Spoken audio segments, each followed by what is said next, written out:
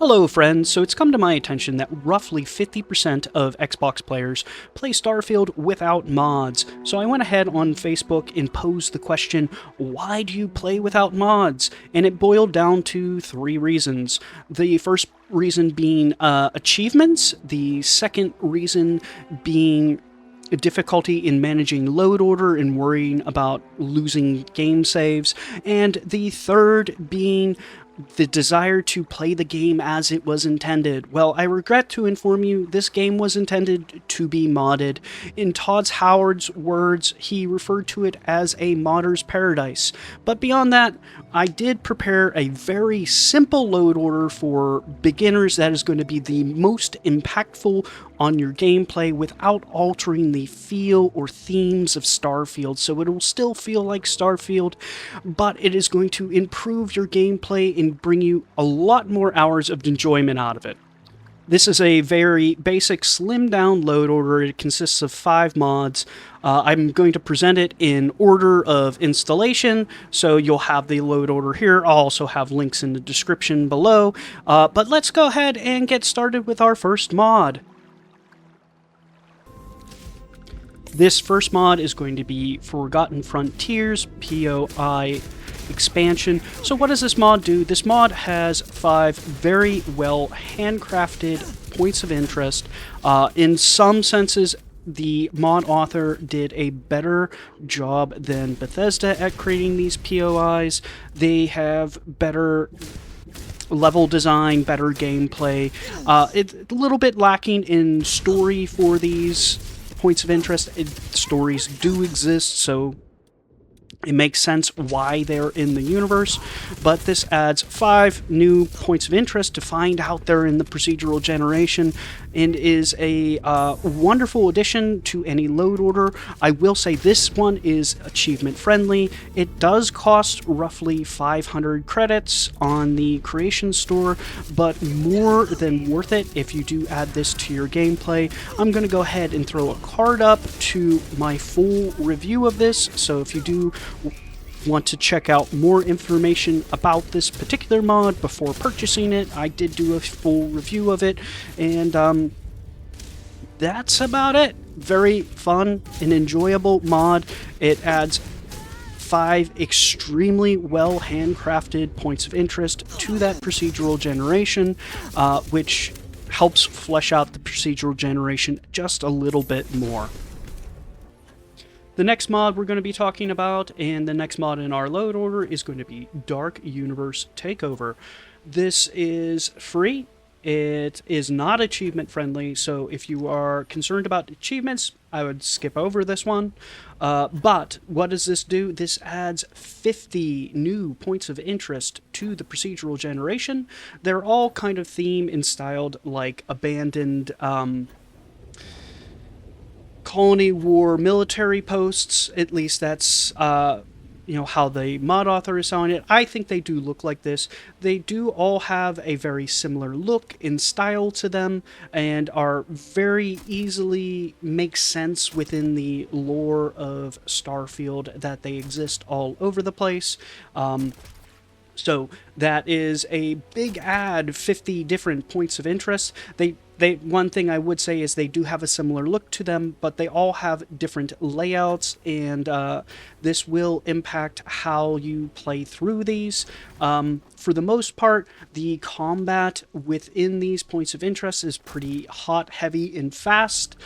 They are crawling with either Varun, Ecliptic, or pirates, and it makes for some really stellar and fun gameplay out there, and actually does flesh out the backstory of the colony wars a good bit by adding all these old deserted colony war military installations throughout the galaxy itself.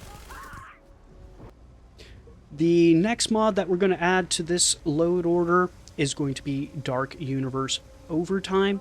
This one is also free. It's also not achievement friendly, but what does this mod do? It adds over 300 procedurally generated quests to the mission boards. And as we can see here, we open up the mission board in front of us. we are going to find that there is a ton of missions that have been added to this mission board, over 300 of them. Now, these missions do work a little differently, and we're going to go ahead and take a look at one of these missions. So here we have a mission to go take out some Xeno weapons that are hiding in a cave. And there is a very diverse portfolio of different types of missions within the 300 that are here, but they're relatively simple, straightforward. Go get this thing, go kill this thing, etc., etc. Some of them are like, go repair this star station out in space. A lot of fun, but what's going to differ from this opposed to the traditional procedural generation is when you are going out and doing the quest, you will pick up items that are going to give you other procedurally generated quests. So what does this mean? This means that while you're doing these quests, doing the quest, it'll chain to another quest and to another quest and to another quest and to another quest, basically forever. So you no need to do that quest and then run back to the mission board. That quest is going to lead to another procedurally generated quest, which is going to take you off to another point of interest, and it kind of keeps the gameplay flowing and does have a better loop than the normal procedurally generated quests, as you know, you'll complete it and you have to go back and get more quests, etc. This kind of keeps the action flowing and going until you're ready to return and go back to, you know, whatever outpost or settlement that you were at and picking up these quests. And as you can see here, we're gonna watch the little pop-ups on the screen kind of go and assign new quests to me based off of the things I looted off the creatures I was supposed to destroy. But this is a fun little add-on. It drives a lot of content and has over 300 procedurally generated quests that are added to that system. Next up is going to be a bonus mod.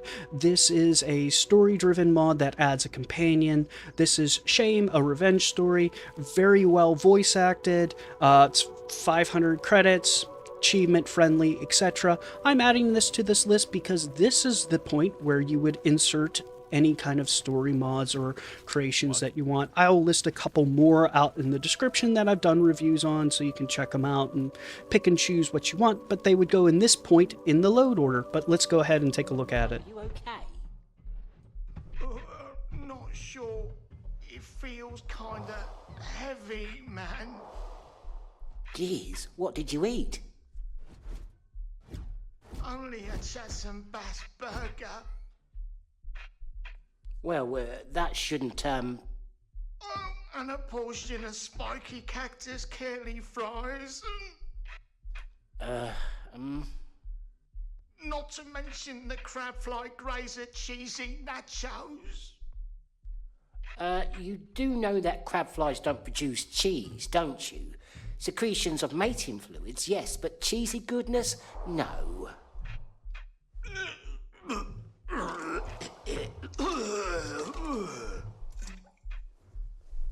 Give me a bit more time. Right, I'll give you a bit more time, but don't take too long. You're meant to be on duty, and you've conveniently left your key here by the sink. Don't forget it.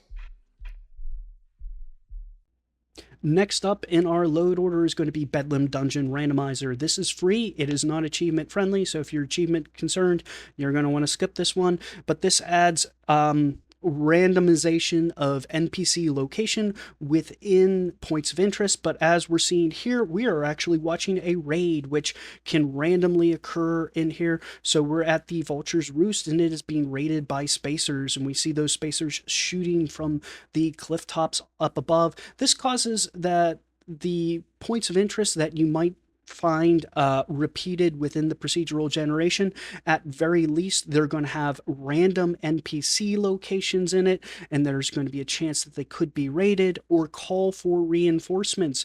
This changes up the gameplay dramatically on points of interest, causing them to always be fresh and new when the NPCs are given random positions throughout there. This all can be controlled within the gameplay settings. So Bedlam Dungeon Randomizer adds some options to the gameplay settings so you can control the frequency of how these raids occur, etc., etc. We can also see DarkStar down there. That's the next mod we're going to be talking about, DarkStar Total Gameplay Overhaul. This is available for 1,000 credits, and it is also achievement friendly. But what does DarkStar do? So first off, it enhances level scaling where the game normally stops at level 105. This will continue all the way up to level 999. It's dynamic level scaling, so early areas still feel like early areas, and then end game areas will always feel like end game areas, regardless of what level you're at. I absolutely love this balance. The early game areas are never completely unthreatening, but the endgame areas are extremely challenging and lots of fun. I do have to be strategic about it. To go further, this also enhances the AI. As we're watching me clear this point of interest, I am going to be flanked repeatedly by the enemies and shot in the back, and they're eventually going to push me out of this point of interest and push me all the way back to the entrance door of this point of interest. But what else does DarkStar offer? Because it does, in fact, overhaul basically everything gameplay wise. So DarkStar is also going to add weapon crafting, or expand the weapon crafting that's already there. It's going to expand the spacesuit crafting. It's going to add apparel crafting to this, so you'll be able to basically make whatever clothes you want in this game and upgrade them a little bit as well. Beyond that, it does add to the ship builder and the outpost builder, so you'll get new ship parts and new outpost halves that you can play around with. On top of that, but this is going to fundamentally work as the backbone for this load order because of those AI enhancements and the level scaling. It is going to play into all the mods that I added prior. So when you're doing quests for that Dark Universe Takeover, you're going to have NPCs that have enhanced level scaling and enhanced AI. They will drop better weapons, better loot, etc. It's going to also, the points of interest that are added, those effects are going to play there as well. So this is the perfect backbone for this load order, and it's going to basically make this game fun and rewarding all the way up to level 999 and give you tons of things in crafting to unlock and work on. And at the end of the day, this adds tons of rewarding progression within the game itself, which is something that is very important to Starfield. As anyone who has played this in the late game knows, you get to a certain point, you stop looting things because there is no point to it anymore. You already have the best weapons and the best loot in the game, and there's nothing else to get, and you're basically just shooting NPCs to shoot NPCs. This keeps the game basically with that rewarding progression that does make it fun. But we're going to go ahead and kind of close and wrap this up. So there you have it. This is my ultimate no-fuss load order. It consists of 5 mods. They're all going to have compounding effects on each other, and this is going to basically make your game fun, rewarding, and challenging all the way up to level 999. And if you wanted to, if there's anything in this list that you didn't want to get, just go ahead, skip over it, move to the next mod. But for a total of $15, you can make your game fun and interesting all the way to level 999, and really rewarding the entire time.